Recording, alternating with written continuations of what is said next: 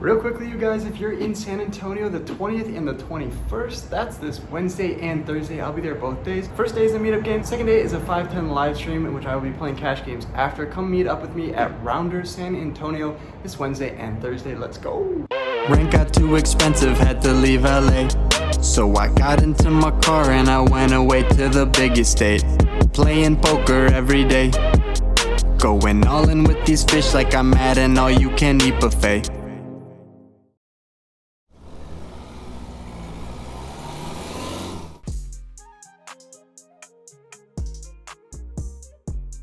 After taking a decent sized hit in the last video, we're looking for a change of scenery and drive 2 hours east to San Angelo, Texas, where we meet up with our friend CJ at a Guy Fieri approved food joint called the Twisted Root Burger. They make a bunch of varieties of homemade pickles. It was all delicious. We then head over to Angelo State University, check out the campus.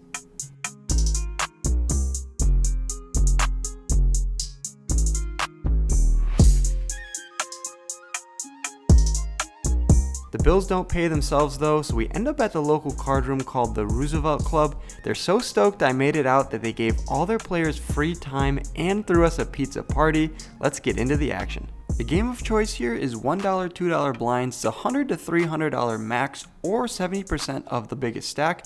I buy in for $700. First hand of note, we look down at pocket kings from the big blind, and under the gun raises it up to $17. Just getting situated at this table, however, $17 does seem like a large opening raise, so we're proceeding with caution, but obviously when the small blind calls, I need to go for the raise here. I make it $57. Under the gun is not pleased with the 57. He puts his entire stack in. It's a 4-bet to $105. Small blind gets out of the way, and we're not folding for that much more. I toss in one green chip, and we're off to a run out. Running at one time with just over 200 in the pot, the flop comes queen 10-8. Pretty good flop for us. The turn's a 7 of hearts in the river, comes a 9 of hearts. Backdoor hearts now come in.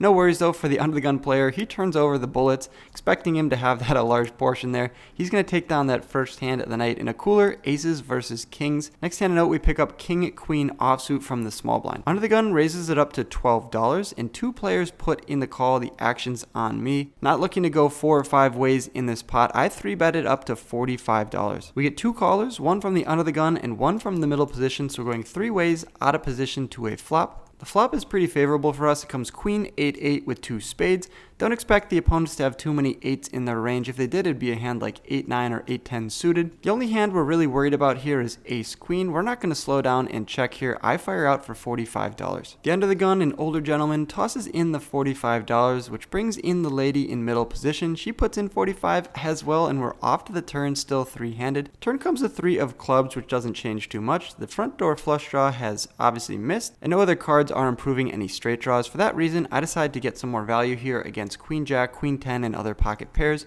I bet $65. Interesting news comes from under the gun when he decides he's going to play for all of it, $71 in his stack, and the action's on the lady in middle position. She finds a call here for $71, and I can't re-raise here, so I toss in the $6, and we're off to a river. Heads up now. The river is not the best card now. It comes the 6 of spades. Obviously, the front door flush draw now completes. It's $484 in the pot, so I don't blame anybody for checking here, but one thing I've been trying to get better about is going for thin value, and I think we can confidently bet fold here on the river. We can still get value from queen jack, queen 10. I think pocket pairs are going to fold here, so those are pretty much the only hands I'm trying to get value from here. For that reason, I decide on a small bet of $50. If she shoves it all in here, it's going to suck. Looking at her stack size, we probably have to call, but for someone who had like 300 or 400 behind, obviously it's just a boat or a flush in this spot if we get raised. You can see from the table she has a poker themed cup in her cup holder. She came to play, tosses in the $50, and I turn over king queen, expecting to be good a large portion of the time until she shows pocket aces. We're going to lose for the second time in a row against pocket aces. This one though surprises me based on the way she played it.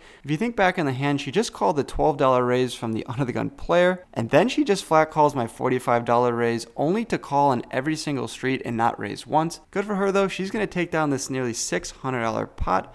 Nice hand. Hopefully we can crack aces at some point tonight. Real quickly, it appears like 68% of you that watch my videos are not subscribed already. If you could do me that favor and just drop a subscribe on this video and my channel, I'd really appreciate it. I put a lot of effort into these videos, and we're looking to make a push to get to 30K subs by the end of the year. Really appreciate you guys, and let's get back into the hands. $400 in our stack, we look down at ace jack of clubs from the big blind, and there's a few limps to me. Not looking to check behind, I raise it up to $12. We end up getting 4 callers and we go 5 ways to a flop. Flop comes 10, 9, 6, all spades. Obviously not the best board for us as our ace and jack are both of the club variety. When the action checks to me, I decide to check as well and the action gets checked around. The turn comes the 4 of clubs, really shouldn't change too much and the action checks to me for a second time. Not going to be going for a bluff here with just ace high. The action gets checked around for the second time where we see the ace of hearts on the river. Decent card for us here. I think we can go for some value when it gets checked to me for a third time. I fire out 1 green chip, $25. And the button puts in the call. I turn over my ace jack expecting to be good when we're not raised. Opponent looks a little disgusted and tosses his cards into the muck face up, showing us ace 7 offsuit. Finally get a win on the session, but it is a small one, looking to build on this momentum here.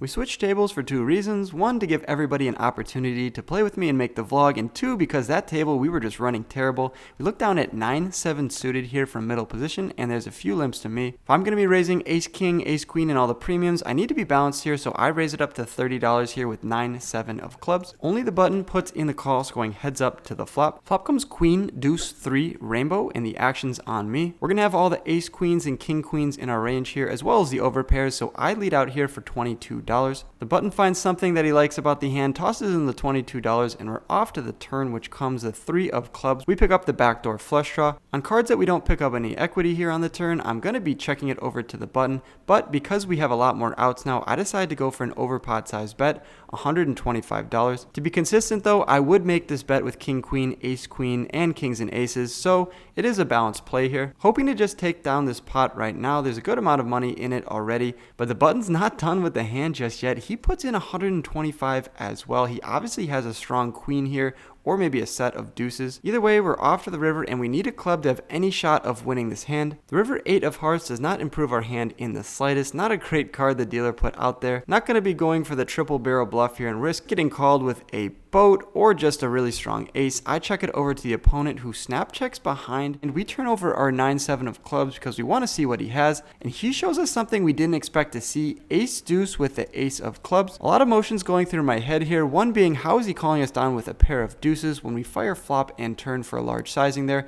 I guess maybe he had the ace of clubs in his hand and he was using that as a blocker. Maybe he was going to go for a bluff on the river. If we ended up making our flush, he might have shoved all in, representing the ace high flush. Either way though, his pair of deuces, or just his ace high, honestly, are better than our 9 high. He's going to get rewarded with that $361 and that sick call on the turn. We need to string a few wins together if there's any hope on us turning this session around. Pocket kings is a welcome sight though from the small blind, and the $5 button straddle is also appreciated as well. Few limpers to me, and I pop it up to $35 here because there's a lot of limpers and we're going out of position if anyone calls us. The under the gun limper and the button both put in the call, so we're out of position against 2 opponents when the flop comes ace jack 2 with 2 spades. It always feels like when you have kings there's an ace on board, but I have to represent my entire range here and I go for a 1/3 pot size bet of $35. Under the gun puts in the call and the button gets out of the way. We're heads up to the turn. Turn comes the 8 of hearts. Doesn't really change too much. If we were ahead of any jack, we're still going to be ahead. Don't really think there's too much thin value to be getting here, and I don't think an ace is going to be folding for any bet here on the turn. For that reason, I check it over to under the gun and he picks up where we left off and he fires 1/3 for $65. Out of position here and not really a good spot. I just decided to toss my cards into the muck and pick a better spot in the future. Pocket kings didn't work out too well for us, so we trade one of them for an ace. We have big slick here and I raise it up to $20 from middle position. We get called in 2 spots, one from the button and one from another middle position player. We're going 3 ways in between 2 opponents to a flop, which comes ace high, ace queen 5 with 2 spades. Pretty good board for us. The only hand we're really worried about is ace queen at this point.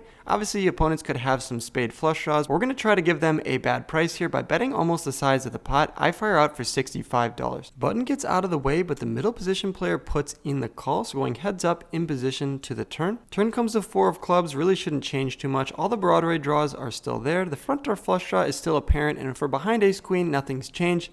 I'm still going going to go for value here. I fire almost pot again. $175 is the bet to call. When the opponent calls us here for a second time, it's a little bit scary. He could have a hand like ace queen, pocket fives, maybe a hand like ace deuce or ace three that has now turned a gutter. Either way though, as long as a spade doesn't come on the river, I'm going to be feeling pretty good about my chances. 10 of clubs though is one of those non-spade cards that I don't really love, as king jack now makes a straight. Also, ace 10 is now going to make two pair and have us beat as well. Expecting middle position to check it over to me, and I'll probably end up checking behind, even though I do block king jack, having the king of hearts in my hand.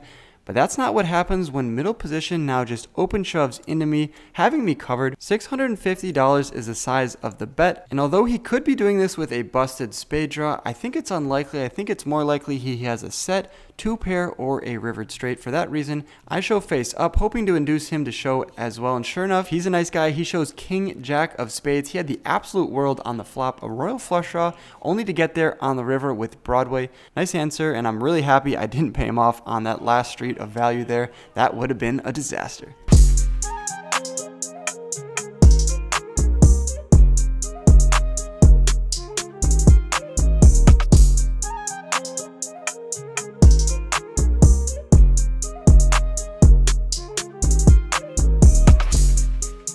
Rebuy for 250 more, just in case we get in a good hand that we want to get max value in. The next hand we choose to do battle with is ace 10 offsuit, and middle position raises it up to $20. Probably should just be going for a 3-bet here, but I just stick in the call, and we're off to a flop, which is pretty good for us. Comes ace queen 7 rainbow. We have top pair. Never going to be leading here into the middle position. I check it over to him, and he goes for the same size bet of $20. No point in raising as it folds out all of his bluffs. I put in the $20, and we're off to the turn, which comes a 9 of hearts. Another check from me, and middle position now fires out for $50 this time. Not really loving the spot, even though we have ace 10 here. We're behind ace jack, ace queen, ace king, obviously, and our favorite hand, pocket sevens. But what bluffs is he really going to have here? King jack of hearts might be the only hand that I could see him doing this with. I obviously blocked the nut flush draw, which is an important hand to have here. Either way though, I can't fold just yet. I toss in 2 green chips and we're off to the river. River pairs the board. It comes a 9 of diamonds. Actually a pretty good card for me, because now we're chopping against ace jack. Still losing to ace queen and ace king here. I check it over to the opponent, hoping to get to a cheap showdown. When the opponent bets $100 here, it's a pretty strange line. He's basically polarizing his range here, and I think he's going to be weighted heavily towards the value